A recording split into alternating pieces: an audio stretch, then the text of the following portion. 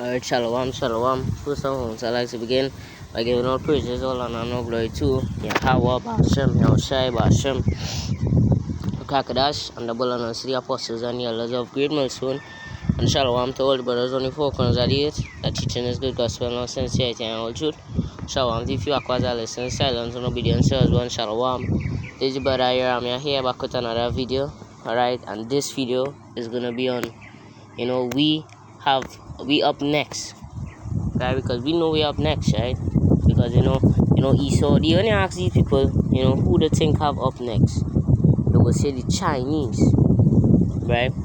Or they go say, they ain't gonna say the Selvan, like the Jakes, so they ain't gonna say the black people, they gonna say the Chinese, or this one or that one. They ain't gonna say the Selvan, say that, right? But we know we have up next, right? Not these Chinese or no, none of them, right? No Moab going up next, Esau not gonna be,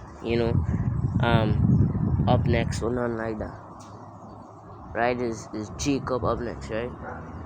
And hey, we tell these people that hey, we have next, and these people, hey, them don't even care, These people that's lost in the source in this world, as I did the video on.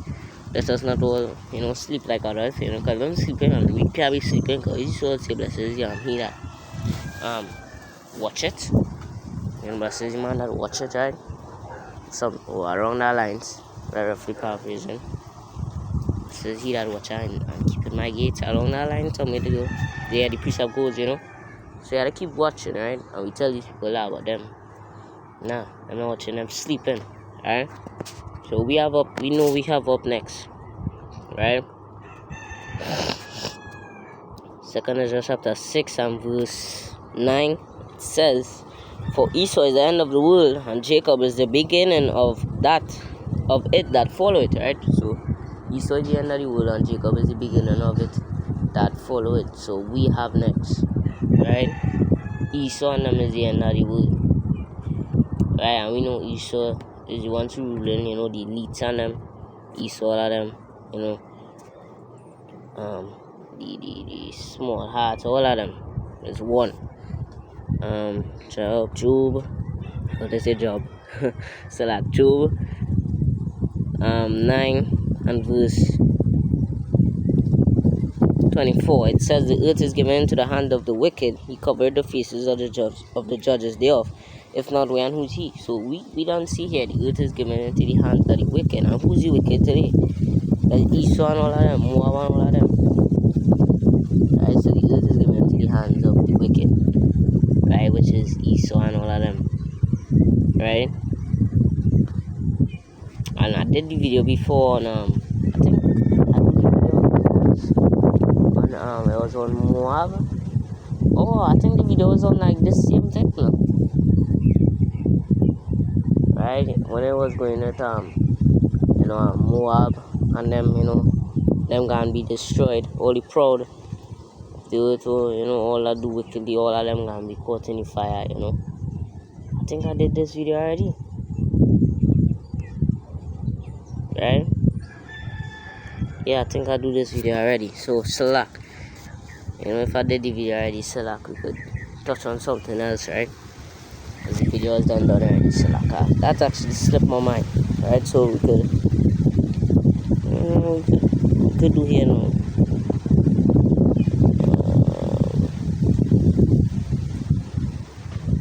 Let me see. I suppose I have some lessons in my bookmarks, because I don't have my book with me at the moment. Oh yeah, and we could do our video already? I don't think so.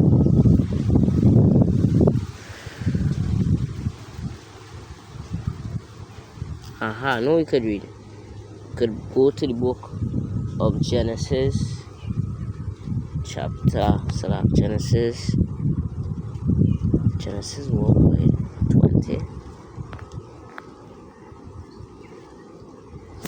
No, it's not 20.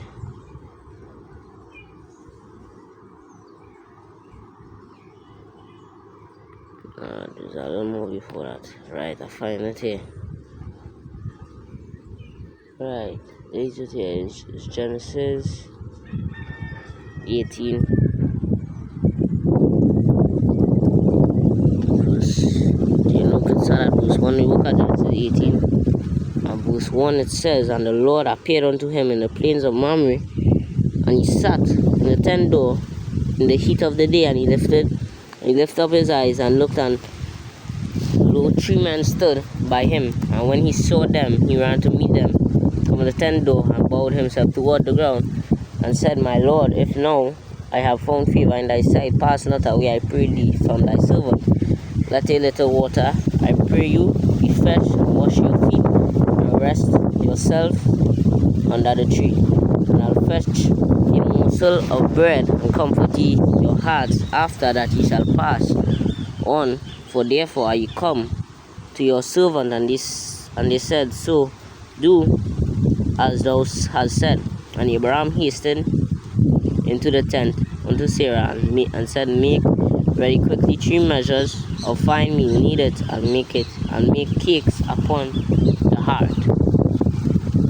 Right, and Abraham run into the herd, and fetch a calf tender and good, and gave it unto a young man, and he hasted to dress it. And he took butter and milk and the calf which he had dressed, and set it before them, and he stood by them under the tree, and they did eat. And they said unto him, Where is thy wife Sarah? And he said, Behold, in the tent. And he said, I will certainly return unto thee according to the time of life, and lo, Sarah thy wife shall have a son. And Sarah heard it in the tent door which was behind him. Right now, Abraham and Sarah were old and well stricken in age, and it ceased to be with Sarah after the manner of woman, right? We could pull the GNT.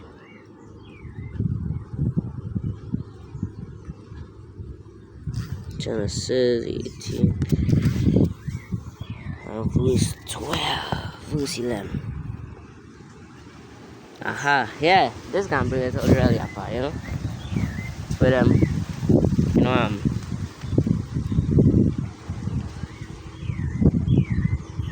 right, and when I say Genesis 18 and verse 1, it says, right, and it says here, one of them, can remember it was 3 angels. One of them said, 9 months from now I will come back, and your wife Sarah will have a son. Right, listen. Right, and Sarah was behind him and at the tent door, and listening, and Abraham and Sarah were very old, and Sarah had stopped having her monthly periods, right? So that's why I stopped there, because I know some people are getting confused there, right? She was too old, so she can't see no more period. I think it's after 60, it's either 60 or 65, it's can't see no periods, it's menopause, to stop seeing it and thing, So she wasn't seeing her monthly periods. I love how this GNT bring it out, right? And continuing. So Sarah laughed to herself. No, let's read it here. Right, therefore, Sarah laughed within herself, saying, After I am waxed old, shall I have pleasure, my Lord being also old? So she was talking about Abraham and she herself. Me and my Lord will have pleasure knowing I'm very old and waxed old. That's what she's saying. Right, that's what she's saying in her head, right? Because she laughed. Right, It says, So Sarah laughed to herself and said, Now that I am old and worn out, can I still enjoy sex? And besides, my husband is too old. So she said, Hey, I'm too old, and can my husband enjoy sex? Right, so that's what she's saying, right? Can I still enjoy sex? And besides, my husband is too old. So she doesn't say, Hey, my husband too old, so how I can, get to do this? And Abraham was, I don't know if they did say how old it was, but it was well stricken in age. Sarah and Abraham were very old at this point. So Sarah can't see she period no more and all these different things, right? So, let me see. Verse 12. Verse 12. It says, So Sarah laughed to herself and said, Now that I am waxed old and worn out, can I still enjoy sex? And besides, my husband is too old. So she said, Hey, my husband too old. So how I can, get to do this? And Abraham was well stricken in age. Sarah and Abraham were very old at this point. So Sarah and Abraham were very old at this point. So, let me see. verse 13, no 14. Right, so I have the brother Yaikwa with me on my thing here. You see Shalom. Shalom. Right, brother Yaikwa on my thing here. On my screen card here. So read verse 13 now, right? I'll read. Yeah, go ahead. And the Lord said unto Abraham, wherefore did Sarah laugh, saying, shall I of a surety bear a child which am old? Right, so the Lord said, look at there, and the Lord said unto Abraham, wherefore did Sarah laugh, saying, shall I of surety bear a child which am old? And the Lord said, verse 14, is anything too hard for the Lord? At the time appointed, I will return unto thee according to the time of life, and Sarah shall have a son. And I'm going to read this in the GNT. How to read this in the GNT. Right? Because the Lord saying, right? Verse 13 GNT, Genesis 18 and verse 13 GNT, it says, then the Lord asked Abraham, why did Sarah laugh and say, can I really have a child when I am so old? Is anything too hard for the Lord? As I said, 9 months from now I will return unto Sarah. I will return, and Sarah shall have a son. So the Lord said, I will return. So the Lord saying, hey, I will return back unto you in the time of life. Reincarnation, back in back in the flesh. Reincarnation. Right? So the Lord does come back to meet. Then verse 15, you could go ahead. Verse 15, it says, then Sarah denied, saying, I laughed not, for she was afraid. And he said, nay, but thou didst laugh. So Sarah was afraid something would happen. She was afraid, you know. So she said, I didn't laugh, but she forgot the spiritual man, she didn't know that. So them did know. She did laugh. So she can't blaspheme and say she didn't laugh. Right, so that is reincarnation right there. That is what the video on. Reincarnation. I forget to say that for your thing here, but the video is on reincarnation.